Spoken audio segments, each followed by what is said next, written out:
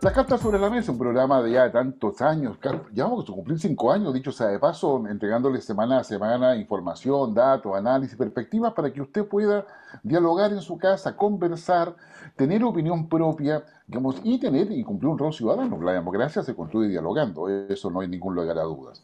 Nuestro programa se transmite por distintos canales, Mundo TV, por la señal de Cable Mundo de Valparaíso hasta Yanquihue, en regiones, por ejemplo, en Telecauquenes, Ñublevisión, Radio Nonguén en Concepción, a la cual le agradecemos digamos, la gentileza que tiene de poder replicar nuestro programa, y también las redes sociales en Infogate, Twitter, Facebook y por supuesto YouTube. Este es un programa de Infogate.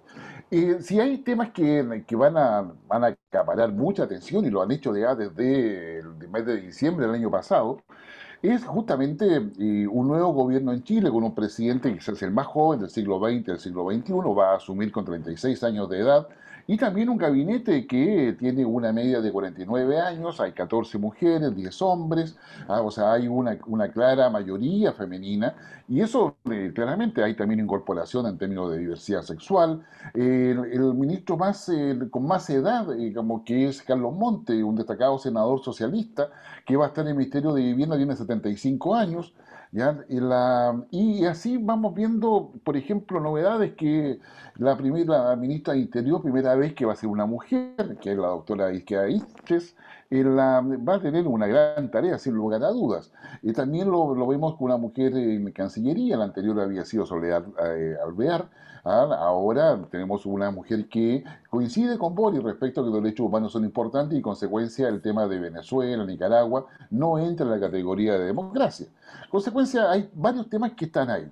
Pero para Chile los temas de seguridad interior son relevantes y no pasan desapercibidos de que ya llevamos, según las estadísticas oficiales, cerca de 1,5 millones de nuevos habitantes, que son los inmigrantes, inmigrantes que entran en forma regular e irregular.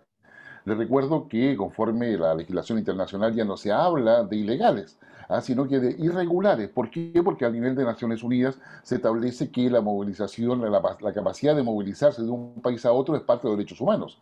En consecuencia, tú ingresas a un país en forma regular o irregular. Por lo tanto, todos los que están acá son irregulares.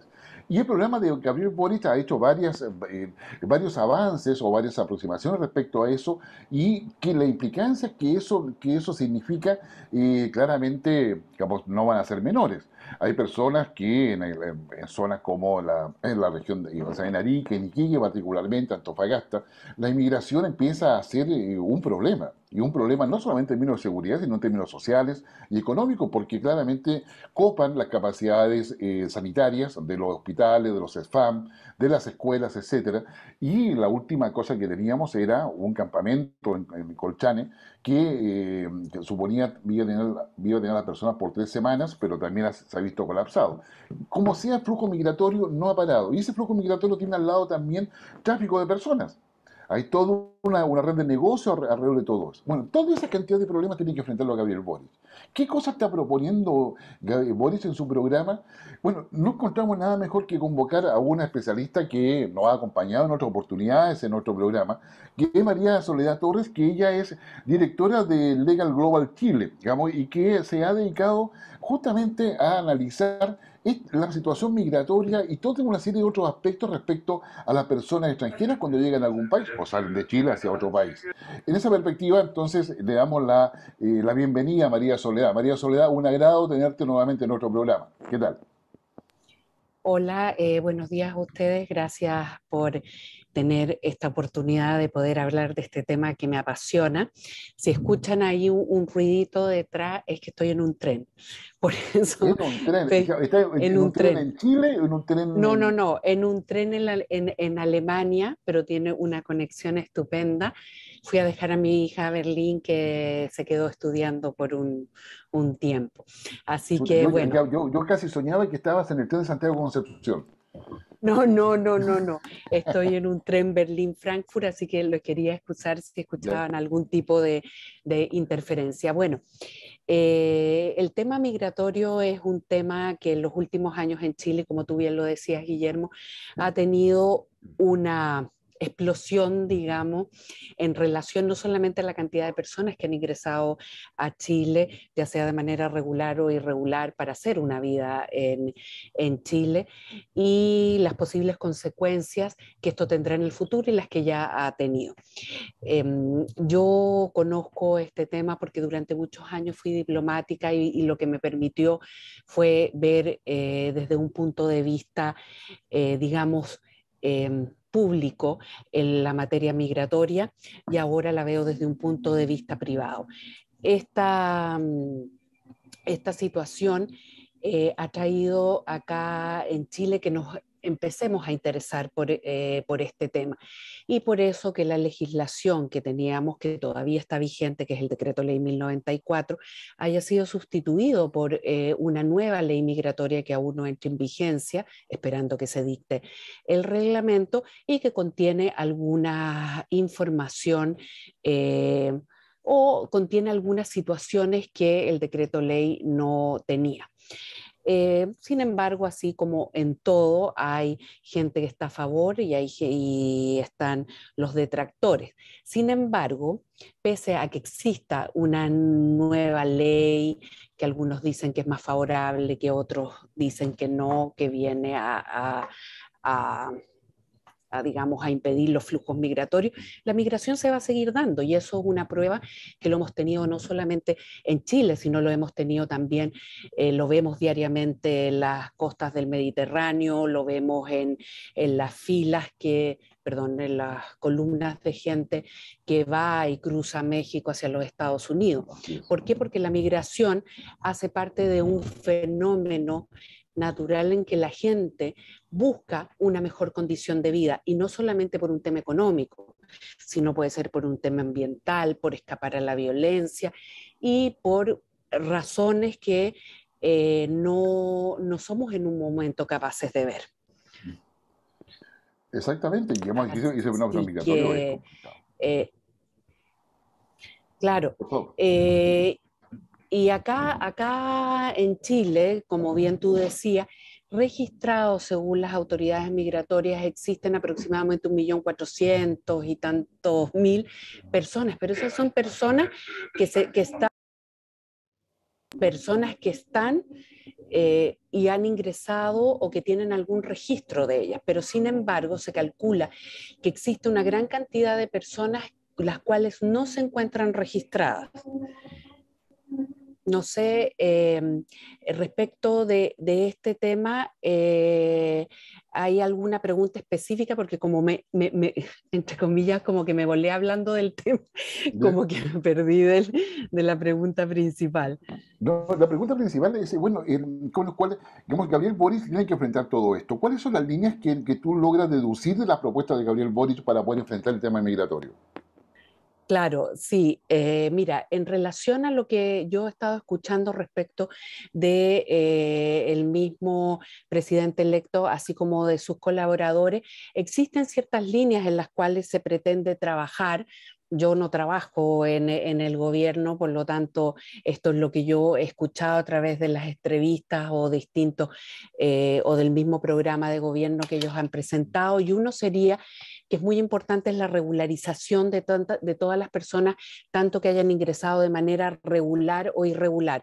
¿Por qué razón? Porque recientemente se usó una regularización migratoria, pero solo vino y se aplicó para aquellas personas que tenían ingreso regular a Chile y que hubiese sido hecho antes de la pandemia.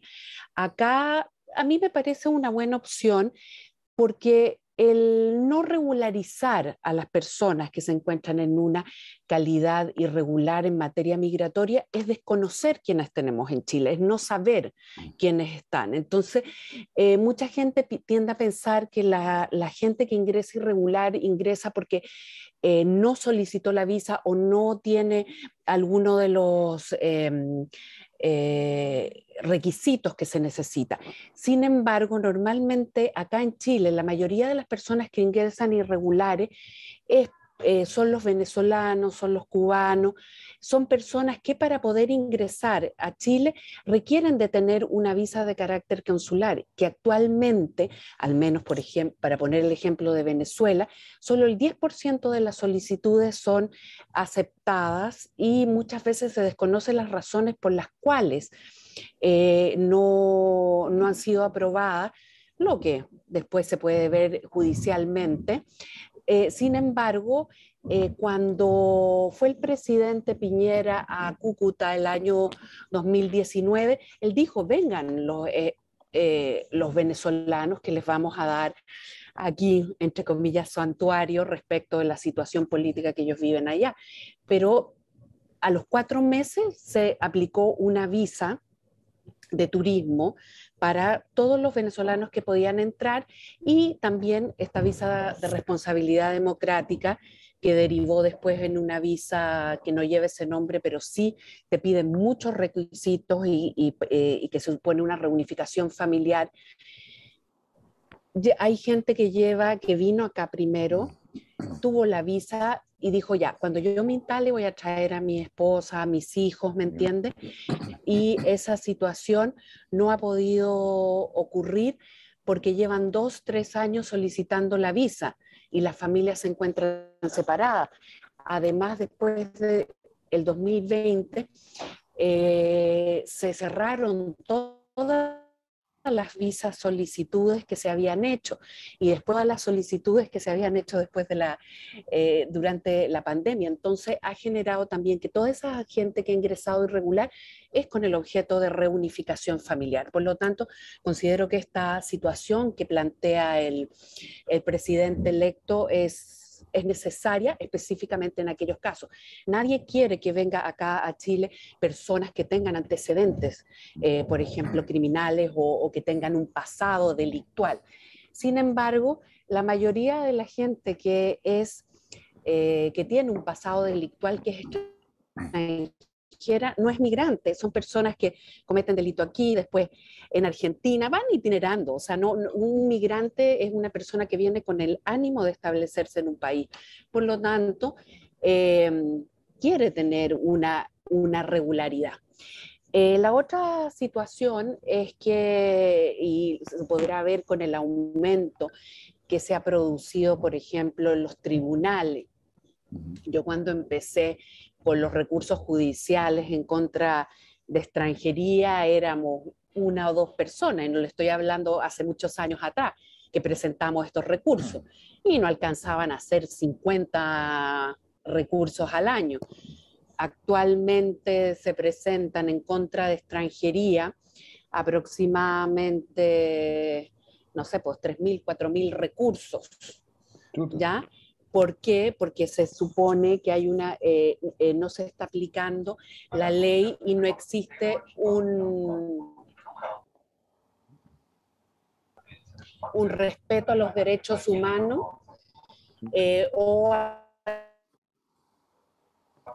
y también en el proceso de la convención que protege a los derechos del niño. Hay muchos menores de edad que se han quedado fuera de la posibilidad de poder venir a reunificarse con sus padres. Entonces, una de las cosas que ha dicho el actual gobierno es mirar el respeto que se tenga a los derechos humanos y a la Convención Nacional del Niño a través de tratados del cual Chile hace parte. Otra cosa súper importante es que cuando uno presenta actualmente una solicitud de permanencia en el país, ya sea temporaria o permanencia definitiva, los tiempos en las temporarias entre que uno lo solicita y se lo otorgan son aproximadamente de 1 año. Y en el caso de las permanencias definitivas son promedio 2 años. Y en esos 2 años las personas quedan como en un limbo en el cual no tienen el famoso carnet de identidad porque no tienen una visa vigente. Entonces se les dificulta su vida de manera seria. Y una de las cosas que quiere un nuevo gobierno es que esos promedios para otorgar las visas acá dentro de Chile no duren más allá de 3 meses, que es un plazo, digamos, razonable. No, ¿sí? Después hay otra que podríamos decir que se ha hablado mucho, que es respecto a extranjeros en dentro eh, de la economía formal en Chile y no tener grandes irregularidades en materia migratoria. Por ejemplo, en Chile existe una falta de trabajo temporal agrícola que es significativo. Y ahora en esta ley se dictó para tener una ley de trabajo temporal. Pero lo que se pretende con este nuevo gobierno es que dentro de la política nacional migratoria los extranjeros puedan participar activamente de la economía aquí en Chile y que sean un aporte y que no queden estas grandes cantidades de personas en una situación trabajando, pero de una manera irregular. Sí, estamos conversando con María Soledad Torres, ella es directora de Lega Global Chile. Estamos abordando lo que son los temas migratorios y los desafíos que tiene el gobierno de Gabriel Boric. Y entre las cosas que tú has señalado, María Soledad, está el tema de que hay una ley aprobada, pero no se puede implementar porque no está el reglamento. Ese reglamento debió haber estado listo en noviembre del año pasado, si la memoria a mí no me falla, por los plazos que la propia ley había, digamos, instalado. Sin embargo, eso se ha dilatado. Digamos, y yo entendería de que con ese reglamento aparecen los consejos regionales, que son los que podrían, digamos, una perspectiva de descentralización para poder ver el tema migratorio, pero también con esa nueva ley quedaríamos mucho más cercanos al Pacto Migratorio Global, si no me equivoco, ¿no? Claro, esa es una de las situaciones en relación, no. En primer lugar, el reglamento tiene plazo hasta abril de este año. Perfecto. Se presentó para toma de razón en la Contraloría en los primeros días de diciembre. Sin embargo, aún está en Contraloría para la toma de razón que está haciendo el control de legalidad del reglamento. Han habido algunas observaciones que han sido lo menos y esperamos que hasta antes de abril de este año ya está en plena vigencia el reglamento y por ende la ley. La ley establece en la creación del Consejo de Política Migratoria y dentro de ellos, ¿para qué? Para la creación de una política migratoria y, como tú bien decías, que hayan unos organismos regionales que puedan venir y aportar a este consejo, lo cual es muy importante porque hasta la época más bien hemos tenido una política migratoria reactiva que proactiva.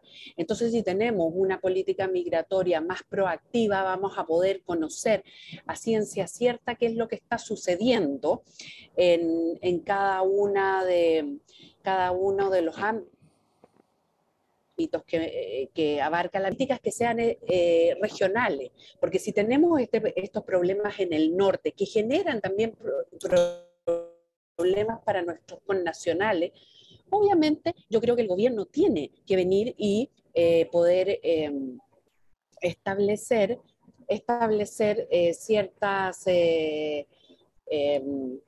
eh, normativa que proteja no solamente al migrante, sino también al nacional que vive en esas zonas fronterizas o en el caso de Iquique y no se produzcan esos conflictos entre ellos que no ayudan a nadie y no generan, eh, no son un aporte a nadie. Exactamente.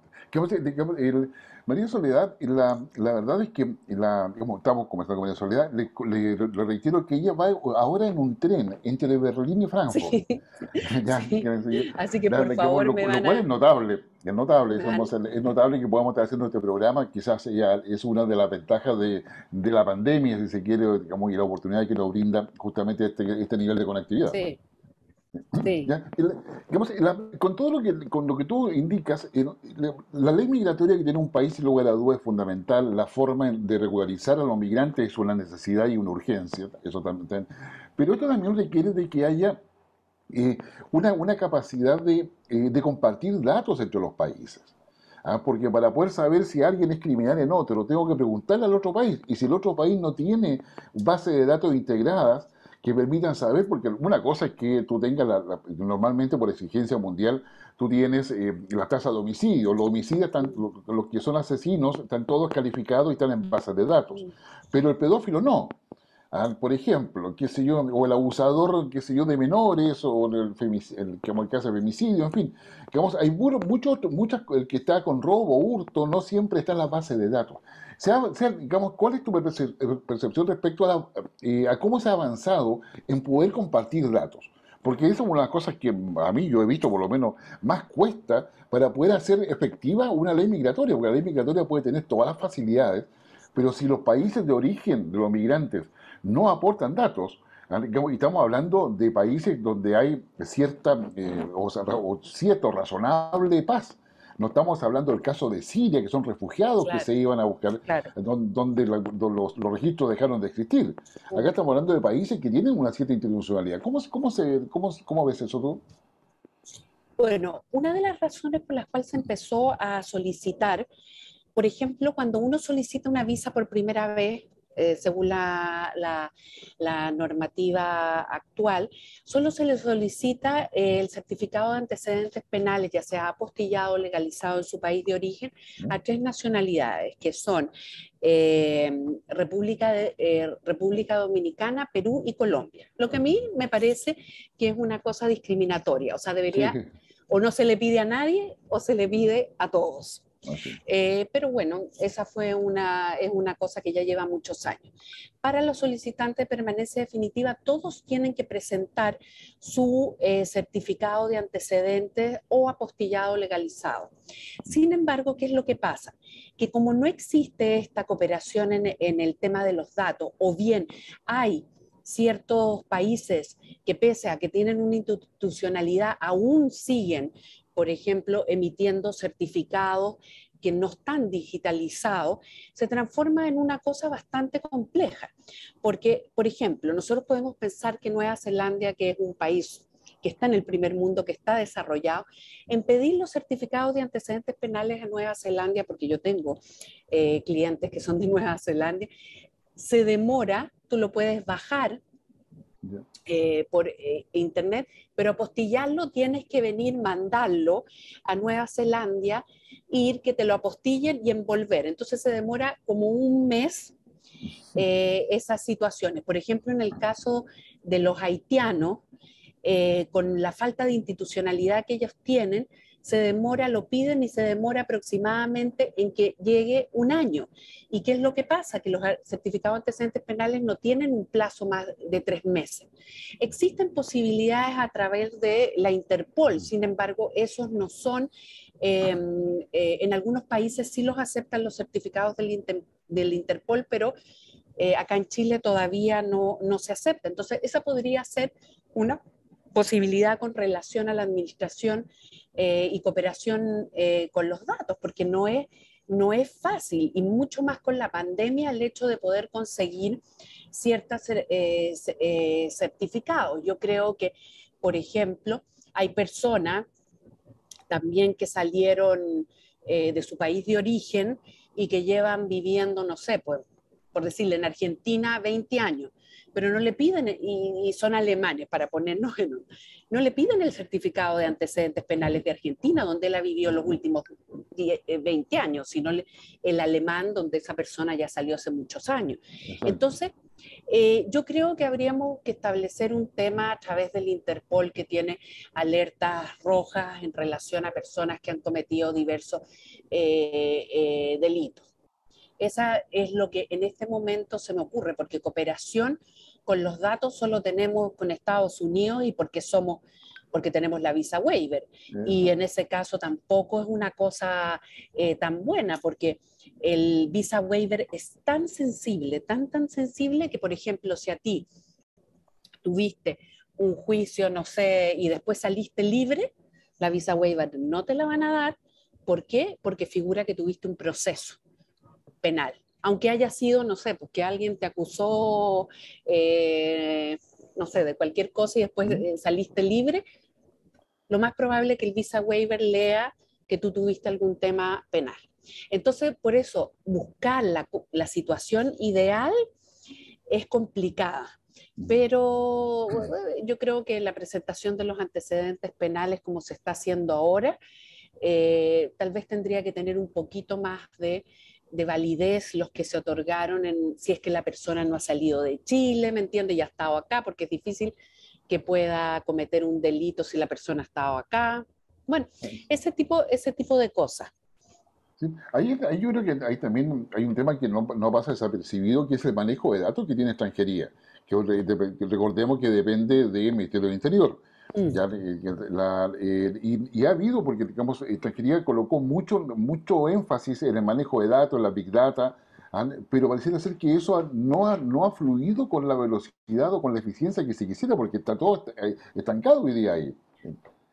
Bueno, mire, yo la verdad que en la famosa fila esa que antes se hacía fuera de extranjería, bueno, ahora el Servicio Nacional de Migraciones desde noviembre igual tiene una cosa con el gobierno, o sea, con el Ministerio Interior, pero antes era un departamento dentro del Ministerio Interior. Bueno, para mí ha sido un total fracaso. La fila ahora ya no es una fila eh, presencial, sino es una fila virtual en muchas cosas muy básicas. Extranjería tiene sus puertas cerradas desde marzo del 2020, por lo tanto tú no tienes ninguna posibilidad de preguntarle a nadie nada, salvo que mandes un correo que o te responden vaya preguntas frecuentes o bien no lo responden. Esto no solo afecta a los extranjeros que quieren solicitar visa, sino también a algunos chilenos que tienen familiares que quieren regularizar su situación. Por ejemplo, nosotros propendemos mucho y decimos hoy que vengamos y tengamos inversión extranjera. Acá a un gerente de una empresa se demoran 2 años en darle una permanencia definitiva. No digo que sean mejor o peor, pero es un sistema que no funciona y a veces te salen rechazadas ciertas cosas y uno no tiene a quién preguntarle si dice, ya, faltó su certificado de matrimonio, por decirlo, ¿Mm? y uno lo presentó, pero al final ellos dicen que no y te rechazan la visa. Y al final lo único que queda es judicializar. Entonces, esta Big Data, al final, lo único que termina es generando ciertas inconsistencias en el proceso y además generando que tengamos que judicializar todas las situaciones porque no es posible que preguntar nada porque ellos se basan y el director anterior, que es el mismo del Servicio Nacional de Inmigración, él jura que con este Big Data todo se soluciona. Además, este Big Data que se llama B3000 ¿Ya? está en una situación con la PDI que no funciona. Entonces, la PDI a veces deja salir a personas o retiene a personas porque este Big Data del B3000 no ha sido actualizado o bien tiene información respecto de otras personas. Entonces, es una situación que coloca a las personas como en un callejón sin salida. Entonces, yo creo que la migración tiene que ser regular, tiene que estar protegida, tiene que ser de acuerdo a la ley. Pero cuando tenemos un sistema que no ayuda a nadie, en el fondo, en vez de, de regularizar, te mantiene en una irregularidad. No, es impresionante. O sea, digo, a mí o sea, el tema de los datos y el celo con que algunas instituciones cuidan sus datos, digamos, para poder tener el monopolio de esa información dentro del Estado. Bueno, de hecho, como todo lo que son los indicadores, digamos, de seguridad penales, donde supuestamente los datos de fiscalía, carabinero, investigación, etcétera, y otras instituciones iban a llegar sin ningún problema, digamos, finalmente, digamos, hace imposible cruzarlos. Y creo que ahí hay una falta de voluntad institucional por una parte, ¿ah? Y por otra parte una falta de claridad política para poder orientar y poder tener esos datos, porque como, debiera actualizarse automáticamente. Bueno, yo creo que eso es parte de lo que es la transformación digital del Estado, dicho sea de paso, Sí, digamos, pero claro, pero que sí, tiene que estar a servicio del ciudadano, no al revés. pero mira, yo creo que desde el punto de vista de la transformación digital, yo creo que vamos para ese tema. Pero tú bien dices una cosa, nosotros no, como seres humanos, no tenemos que estar al servicio del Big Data, sino el Big Data servicio. ¿Sí? Además, nosotros somos un país en los cuales, y hablando, saliéndome un poco del tema de lo que sucede en extranjería, nosotros partimos de la base con esta transformación digital, que todos tenemos acceso a Internet, que todos tenemos la posibilidad de tener un computador, que todos tenemos la posibilidad de conocer cómo funcionan ciertos sistemas. Entonces, cuando existen personas que no tienen posibilidad ni siquiera de tener no solamente un computador, sino un teléfono, o bien no conocen cuál es el sistema, tienes que tener un escáner para escanear las cosas, la documentación. Si no la escaneaste bien, se te rechaza el proceso. Entonces, no es que esté mal, pero tenemos que tener las herramientas para que todos podamos tener acceso, porque si todos no tenemos acceso, entonces se genera desigualdad. Y la desigualdad al final, cuando te empieza a pesar mucho, genera problemas. Así, sin lugar a dudas. María Soledad, te queremos, la verdad, agradecer sinceramente tu disposición. Además, o sea, la felicidad y que muy el orgullo que a la carta sobre la mesa te podamos hacer una entrevista mientras tú vas en un cómodo tren, y te envidio mucho por ello, ¿ya? Entre Frankfurt y Berlín, con una señal espectacular porque se ha salido muy bien y muy Sí, fluido. Así que, sí, no, y tengo una vista espectacular, pero ya mañana estaré en Chile. Así que muchas gracias a ustedes, Guillermo, a Infogate, por haberme permitido hablar de este tema que siempre trae cosas interesantes y que pueden ser de conocimiento para que las personas puedan venir y hablar y discutir del tema, en el buen sentido de la palabra, con conocimiento de las cosas que suceden en la práctica.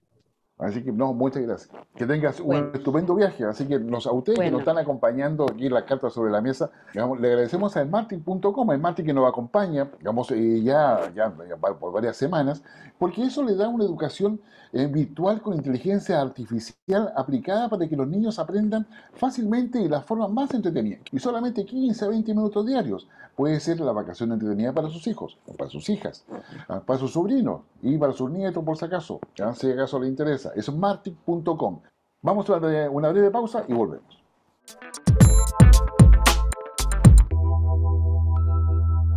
¿Qué tal? Ya estamos de regreso en las cartas sobre la mesa, un programa que le entrega información, datos, análisis, para que usted tenga temas de conversación, tenga mayor amplitud para entender lo que pasa en Chile, en el mundo, lo que pasa alrededor nuestro, y tenga, la verdad, la posibilidad de conversar, de dialogar. La democracia se construye dialogando, y eso es lo que queremos nosotros aportarle a cada uno de ustedes. Son casi ya 5 años. Agradecemos, como siempre, a smartic.com, que nos acompaña, digamos, con inteligencia artificial. ¿Cómo se aprende en forma entretenida? Vaya a smartic.com. Yo diría una alternativa que para sus nietos, sus hijos, sus hijas, que sus sobrinos, etcétera, para este verano espectacular. 15 o 20 días, perdón, 15 o 20 minutos por día, eso quise decir. Digamos, donde sus hijos puedan ver programación, comprensión lectora, etcétera. Cosa que le va a hacer en forma muy entretenida. Inteligencia artificial, ¿qué significa? Que mientras su hijo o su sobrino o nieto está, digamos, interactuando en el programa, ¿ah? Se le va evaluando y el propio programa va aprendiendo lo que él ya sabe y por lo tanto se enfoca en lo que no sabe.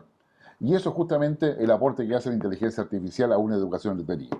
Pero también, si hablamos de inteligencia artificial, hablamos de todo eso, la verdad es que estamos hablando de algo que está relacionado con la cuarta y quinta revolución industrial, que es toda la palabra transformación. Y hay una transformación, porque hay transformaciones culturales, sociales, y estamos en una discusión en Chile al respecto de todo eso. Pero al lado de esa transformación hay una transformación digital. Y una transformación digital, digamos, ya el año pasado, el mes de octubre fue el mes de, digamos, el mes de la transformación digital nuestro. El Estado está sacando adelante, pero cuesta. Cuesta porque se requiere no solamente conectividad, no solamente tener equipo, sino que saber qué rol tenemos y jugamos dentro de esta transformación digital. Para eso tenemos un espectacular invitado, que es Patricio Delgado, que es gerente general de Augure, que ya nos va a contar qué cosa es eso.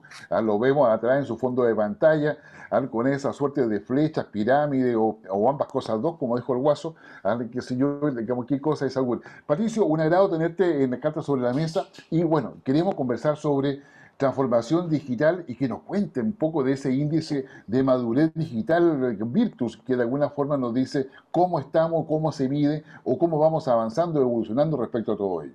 ¿Qué tal? Bienvenido. Guillermo, buenos días, muchas gracias por la invitación y un placer estar contigo, con toda la audiencia, conversando de este tema que a mí personalmente me apasiona y también a todo el equipo de Augur, en realidad. Y digamos que, basado en tu pregunta, ¿por qué nos apasiona? Porque yo creo, como tú dices, estamos en un momento único de la humanidad, una revolución donde hoy día las tecnologías exponenciales están habilitando una mejora impresionante en realidad en la posibilidad de nosotros no solamente capturar, analizar, inferir datos, lo que finalmente al final significa cómo poder tomar mejores decisiones y cómo aumentar mejor el conocimiento de todas las organizaciones.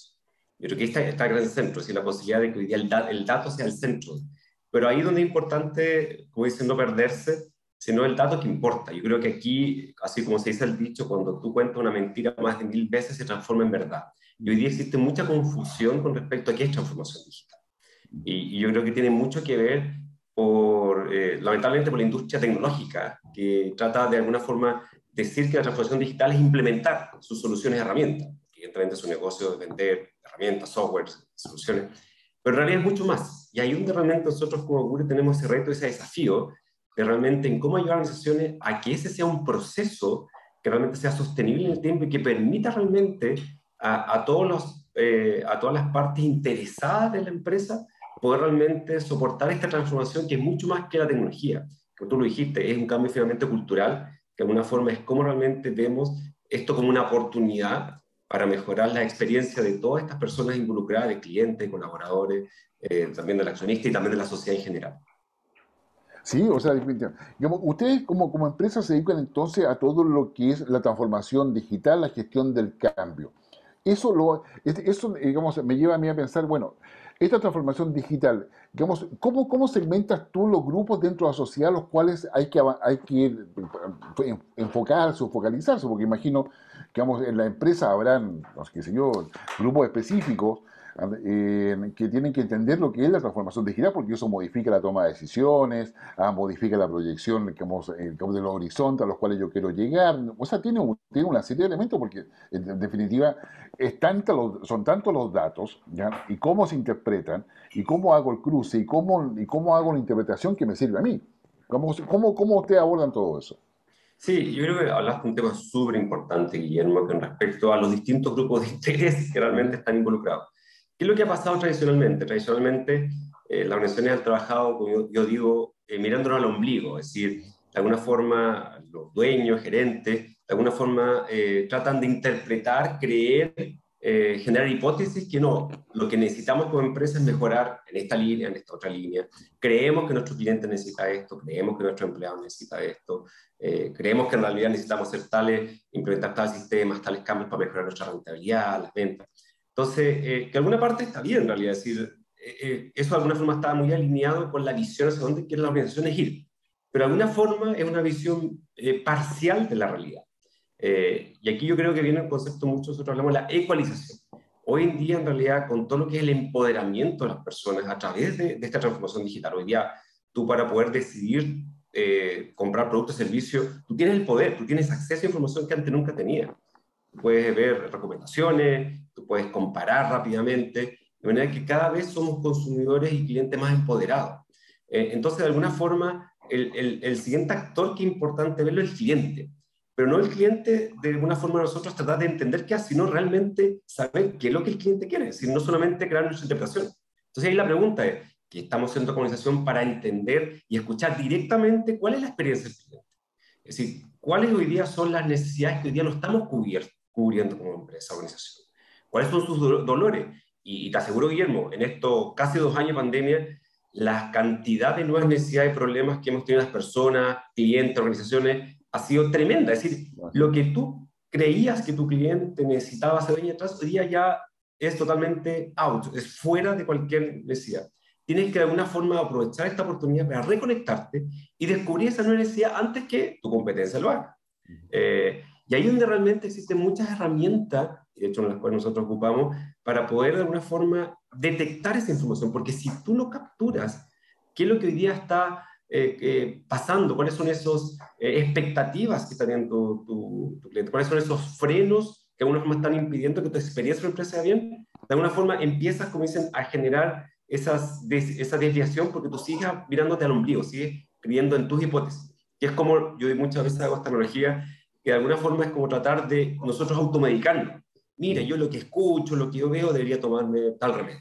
Sí, pero de alguna forma, ¿será que eso es verdad? ¿No será realmente importante abrir y escuchar a otros especialistas o otros puntos de atención para poder tener una visión más integral? Entonces ahí entra como el primer gran grupo que es los clientes. Y cómo integrarlo de una forma de poder rescatar esas como oportunidades latentes que tienen para mejorar su experiencia. Pues ya, este primer grupo, los clientes. ¿El segundo grupo cuál sería? El segundo grupo hoy día tenemos, en realidad, que también ha sido muy impactado por la pandemia, son los colaboradores. ¿Ya? Hoy en realidad, si tú miras nuevamente, ¿qué ha pasado estos últimos 2 años? La forma en que hoy día trabajamos cambió radicalmente. Es decir, hoy día lo que quedó con el teletrabajo quedó como hoy día como una forma ya asimilada por las personas de empresas. Había mucha resistencia anteriormente a la pandemia de organizaciones a asimilar esa forma de trabajar. No, esto no funciona para mi empresa. ¿Y de qué pasó? Nos fuimos obligados. No hubo opción de elegir y nos dimos cuenta que sí podemos hacerlo.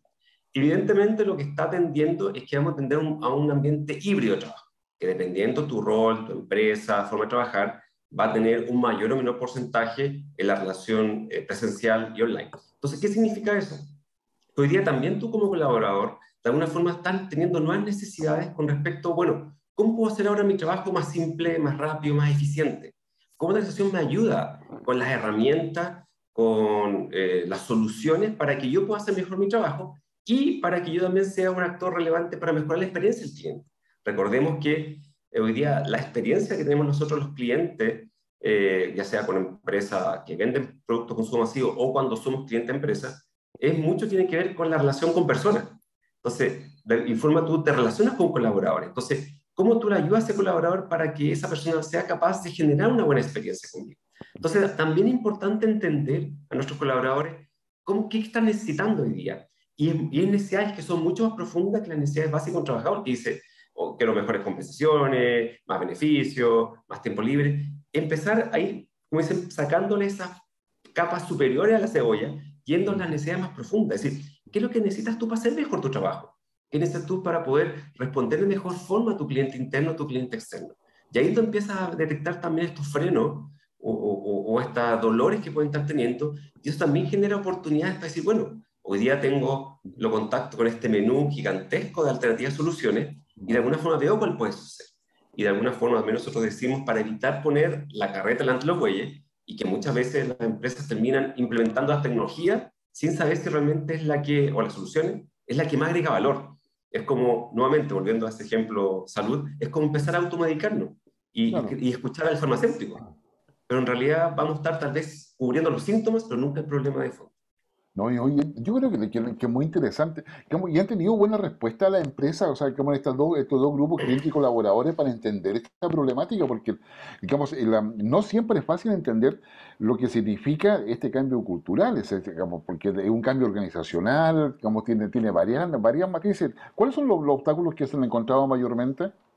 Sí, mira, bueno, con respecto a lo que tú decías, Guillermo, la experiencia que hemos tenido nosotros de aplicar justamente esta forma, esta metodología, esta forma de encarar transformación digital ha sido muy exitosa, porque justamente lo que hacemos es atacar al principio las principales barreras que existen en cualquier proceso de transformación, que es la resistencia al cambio. Sí. Las personas por naturaleza nos resistimos a lo desconocido, a lo que creemos que nos puede amenazar. Entonces, cuando nosotros llegamos por esto, decimos, y las personas, como dicen muchas veces, ya, pues que yo tengo pensado una aplicación móvil, vamos en realidad a reemplazar esta, queremos colocar robots, automatizar, está bien, súper bien, pero como dicen, stop, de un paso atrás, escuchemos a tus clientes, escuchemos a tus equipos, veamos, entendamos realmente qué necesitan, y ahí después vemos si lo que tú crees que necesita o es prioritario hace match con eso. Parece sentido común, Guillermo, pero el sentido común yo he aprendido que es el sentido menos común que existe. Es como Así es, dicen, bueno, eso de hace muchos siglos lo sabemos. Ya, pero, digamos, a ver, tú me llevas a un tema que es interesante porque en el fondo, ya, o sea, ya, digamos, tenemos los clientes, los colaboradores, pero alguien tiene que invertir en eso. Y yo, si soy inversionista, quiero rentabilidad, pues, o sea, quiero que de alguna forma haya un retorno, digamos, asegurado. Ya, digamos, si tengo una empresa que tiene accionistas, por ejemplo, sea limitados o sea anónima, finalmente, digamos, estoy dispuesto yo a colocar plata para saber digamos, que se va a instalar algo que no sé si va a funcionar o no. ¿Cuál es la reacción de los inversionistas cuando te ha tocado conversar con ellos? sí, yo creo que una de las cosas que con otra proceso de transformación digital a veces nos olvidamos de que finalmente las organizaciones, la mayoría, hay organizaciones que evidentemente son con fines, sin fines de lucro, pero la mayoría en realidad son con fines de lucro porque finalmente son inversionistas que han invertido y que de alguna forma esperan que esa inversión se rentabilice en realidad, y genere utilidades en vez de colocarlo en otro tipo de inversiones. Entonces, evidentemente, este proceso también debe de alguna forma responder a los intereses de la acción. ¿Qué quiere un accionista? Lo que quieres tú es que tu empresa sea sostenible en el tiempo, permita generar realmente ventas sostenibles con un nivel de crecimiento que permita justamente poder no solamente rentabilizar tu inversión inicial, sino también poder generar dinero para seguir creciendo e invirtiendo en tu negocio para tener las capacidades de responder a este crecimiento y que hoy día las tecnologías te permiten generar este crecimiento exponencial. Esto exponencial que significa que de alguna forma tu crecimiento no va de la mano de tu costo con la misma tendencia que en este caso crecimiento. Que tú puedas tener tal vez una línea de costo más lineal, pero un crecimiento exponencial en realidad. Y eso genera justamente esta atractividad de estos nuevos tipos de empresas que se han desarrollado ahora. Entonces es importante pensar en eso también, que también el accionista quiere, ¿cómo yo hago para tener crecimiento sustentable? Que de alguna forma sea el crecimiento constante, en este caso mi venta. Y eso tiene que ver mucho, ahí se empieza a linkear con los clientes, porque de alguna forma para que yo pueda vender más, tengo que venderle a más clientes, tengo que venderle más veces a mis clientes actuales y también mayor cantidad de productos a mis clientes actuales. Entonces también significa empezar a conocer mejor a mis clientes y también poder atraer clientes parecidos. Entonces ahí es donde viene la información y el cómo la gestiono para poder hacer eso. Y por otro lado, para que esto realmente también sea rentable, porque sirve yo vender, si realmente no me está generando utilidad más, ¿cómo yo hago que mis costos operativos también empiecen a bajar? Entonces ahí es donde viene mucho este concepto de eficiencia, de simplicidad, de agilidad en mis procesos. Y ahí involucran mucho también los colaboradores, en cómo realmente en conjunto vemos las oportunidades para eliminar tal vez estas actividades que no agregan valor. Entonces, de alguna forma ahí se empieza a ecualizar esta necesidad de accionistas, clientes y colaboradores. ¿Y por qué digo ecualizar? Porque de alguna forma tenemos que de alguna forma poner a todo el mismo. No podemos solamente poner foco en los clientes o los colaboradores, sino empieza o sea, ese equilibrio que de alguna forma va a impactar que tu organización sea sustentada en el tiempo. Y tampoco puede el accionista solamente pensar en dinero, sino realmente está alineado en cómo hago que mi cliente me siga valorando y cómo hago que también mi colaborador me siga aportando. Entonces, eso yo creo que es como el gran desafío de cómo ecualizar esos tres distintos, que a veces son distintos intereses. Pero de alguna forma la transformación digital te permite de alguna forma, con esos puentes, generar un alineamiento. Sí, o sea, a mí me parece súper interesante porque estamos saliendo de una visión vertical, donde había una suerte, yo soy el inversionista, que si yo, digamos, estoy de accionista, este hace este trabajo, los clientes tienen que comprar lo que yo vendo, o sea servicio, sea un bien, pero digamos, la retroalimentación era muy poca o no se daba, digamos, de alguna forma, había una suerte de imposición respecto a ello. Ahora lo que me tú vas diciendo es, ¿sabe qué? Si usted tiene clientes, considérelos. Si colaboradores, considérelo. A los accionistas, considérelo. Y eso significa en la práctica, oiga, hágalo conversar. Eso de la perspectiva, que por lo menos en el ámbito que yo me muevo, se llama, digamos, se llama gobernanza. Es decir, ¿sabe qué? Digamos, que podríamos decir que la gobernanza de la transformación digital. ¿Sabe? Es imposible pensar en agregar valor si no hay una conversación previo entre todos los involucrados. Del que como genera el servicio hasta que lo recibe, ya sea o el genera el bien o hasta que lo disfruta. Pero tiene que haber, por lo tanto, hay un impacto en la sociedad que no es menor, dicho sea de paso. Absolutamente. Y de hecho lo que tú estás diciendo, Guillermo, es muy clave, porque de alguna forma, que tal vez lo que hemos vivido, tal vez el último año en nuestro país, y yo hablo mucho que hemos tenido una crisis de empatía. Yo creo que de alguna forma cada uno de los distintos segmentos de la sociedad de alguna forma ha velado por sus intereses y se ha descuidado los intereses del resto, ¿no? Que no quiere decir de que es tú otro, sino es yo y los demás. Entonces, de alguna forma yo creo que este concepto tiene mucho que ver con ese concepto de cómo empezamos a generar esa empatía, esa capacidad de escucha. No por algo la naturaleza nos dio dos oídos y solamente una boca, esa capacidad de alguna forma de poder escuchar. Y cuando tú partes escuchando a tus colaboradores, a tus clientes, antes de decir qué vamos a hacer, porque si no volvemos a la antigua escuela de imponer. Y cuando Exacto. imponemos algo, las personas automáticamente colgamos las corazas, y en realidad yo me voy a mover solo si me empujan, me obligan, o me premian, pero cuando tú escuchas, tú empiezas a detectar también todos esos miedos, esa, de alguna forma, inquietudes, y también empiezas a detectar tal vez, o a compartir sus beneficios. Muchas veces la transformación digital dentro de organizaciones beneficia a algunas áreas más que a otras. Entonces también pensar, sabes que es posible que tu área no sea beneficiada. Capaz que necesitamos que tú hagas temas extra, pero ojo, esto va a beneficiar a esta otra área. La gente de servicio al cliente necesita este apoyo y necesita que tú realmente seas capaz de ingresar, generar esta información, porque esa forma ellos van a poder hacer mejor su trabajo, y de esa forma todos vamos a ganar. Pero cuando las personas no ven esa relación o no ven realmente ese impacto, por ejemplo, las áreas típicas de ventas con las de servicio, que no vean el impacto de sus acciones en el otro y por qué realmente es importante que el área de servicio entienda el proceso de venta y la venta del área de servicio, postventa, empiezan a generar también esa empatía interna. Antes de que decir, bueno, ¿qué vamos a hacer? Y a mí la experiencia que ha pasado es que muchas veces las mejores soluciones no son las que proponen los consultores o proponen en realidad los líderes, los dueños, son los que salen de la gente, porque Así son es. los que viven el día a día y los problemas. Entonces ellos dicen, oye, pero ¿qué pasa si hacemos esto otro? ¿Y por qué no implementamos esto otro? Y a veces las personas tienen muy buenas ideas, pero la organización a veces impide que esas ideas sean escuchadas. Y la gente se aburre y es que la idea se decide y dice, ah, ya es tercera vez que cuento este tema, ya para qué. Ya. Nada. Y ahí perdemos justamente esa capacidad creativa que tenemos las personas de Bueno, poder ahí se aportar. pierde, o sea, pues, en el lenguaje de hoy día se pierde innovación y una innovación que agrega valor además normalmente porque potencia la organización, si la potencia la hace más eficiente, si es más eficiente va a ir más valorada, si es más valorada hay mejor servicio, etcétera. Hay toda una cadena que funciona casi automáticamente, es como efecto dominó. Y eso digamos, está hoy día de la mano de la transformación, porque es una transformación permanente, si se quiere ver de esa manera pero que en Exactamente. verdad tiene que ver con algo que yo creo que no siempre se pone el adecuado acento. O sea, la capacidad de gestión. Y la capacidad de gestión tiene que ver con esa metodología que tú tengas para articular y escuchar los distintos componentes asociados a un resultado final. Bueno, digamos, la comparación digamos, es casi histórica, como es con el director de orquesta. Claro, pero si el director de orquesta es autoritario, no va a funcionar la orquesta.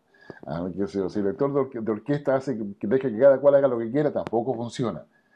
Digamos, tiene que saber, y esa es la magia de la gestión, ¿ya? Saber cuándo Exactamente. entra cada uno, digamos, Exacto. pero que están todos conectados.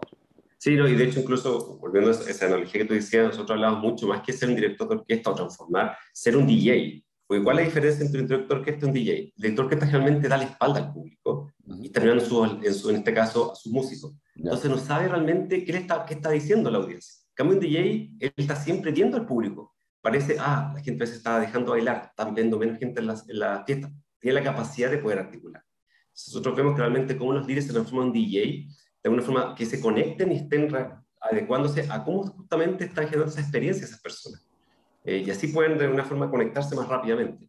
Y es por eso en realidad que, como tú dijiste, esto no es una cosa rocket science de la NASA, sino son metodologías muy simples que nosotros lo resumimos en 4 pasos.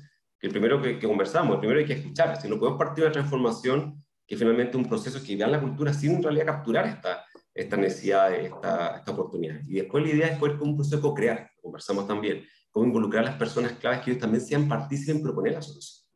Y de esa forma poder empezar a entregar. Y ahí nosotros siempre vemos este concepto de una entrega ágil, que es cómo vamos, y que tiene que mucho ver con lo que tú decías también, y en innovación, de cómo empezamos a pilotear, cómo empezamos a hacer gradualmente, porque la eventualidad que fallemos rápido y barato, porque ya no son los tiempos de estas grandes implementaciones de sistemas, son tiempos de escalas de años a escalas de meses o semanas, donde podemos rápidamente hacerlo de manera que uno pueda acompañar este proceso evolutivo que nosotros vemos que es una transformación más incremental, más que un Big Bang, para que realmente tú vayas constantemente conectándote como este DJ, la organización, para ir no solamente entregando este plan o este roadmap que de alguna forma definiste, sino también vayas sintonizando estos cambios, porque de alguna forma con todo este proceso has empezado a gestionar al principio la resistencia al cambio, pero de alguna forma hay que ir adecuándola a medida de que cómo ves cómo están cómo va resultando, qué tan exitosas han sido estas iniciativas que han planteado, cómo tú mantienes motivado y enfocada la organización hacia lo que realmente importa y que principalmente entienda el para qué.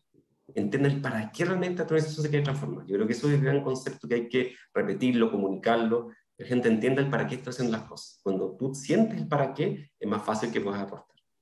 No, no, sin lugar a dudas. Patricio, el tiempo se nos ha pasado volando. Te quiero agradecer muchísimo tu gentileza de poder compartir con nosotros, digamos, una experiencia que para nosotros también es importante en Infogate y particularmente las cartas sobre la mesa. Hemos estado muy pendientes de lo que es la transformación digital, el impacto que tiene en la sociedad, en el Estado particularmente, que es todo un cambio, pero copérnico de alguna forma, algunos dicen cuántico, en términos de hacer un cambio de switch en lo que es un Estado al servicio de la sociedad, las organizaciones al servicio de la sociedad. Entonces yo creo que digamos, probablemente no sea la primera o última vez que esté con nosotros. Creo que la claridad con la cual tú expones, digamos, te recordamos que Patricio Delgado, gerente general de Augure, una consultora que está especializada en transformación digital y gestión del cambio, donde para nosotros la palabra gestión es fundamental, porque ahí atrás está toda la metodología respectiva. Así que muchas gracias por tu gentileza, digamos, Patricio, y que esté muy bien, bueno, digamos, y buen enero y buen febrero. Perfecto, muchas gracias, Guillermo. Nuevamente, gracias por la invitación y feliz de poder compartir estos temas que nos apasionan y que nosotros hemos visto cómo realmente organizaciones han sido beneficiadas por realmente encarar de esta forma la transformación digital. Muchas gracias a tu deseo y también que tengan un excelente fin de enero y febrero.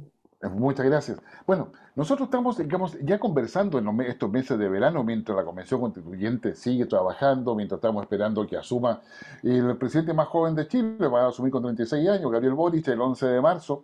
Ya nos quedan pocas semanas para ello. Y en ese sentido, usted nos está viendo a través de toda nuestra plataforma de comunicaciones, que está Mundo TV, por la señal de Cable Mundo, de Valparaíso y Yanquihue, y en regiones entre Ñuble y Ñublevisión, Telecauquenes también, y también Radio Longuén en Concepción y por supuesto en nuestra red de Facebook, Twitter y YouTube y en nuestro sitio infogate.cl. Y también nos acompaña Smartick, una forma donde aprender puede ser entretenido, comprensión lectora, matemática, lógica, 15 a 20 minutos diarios.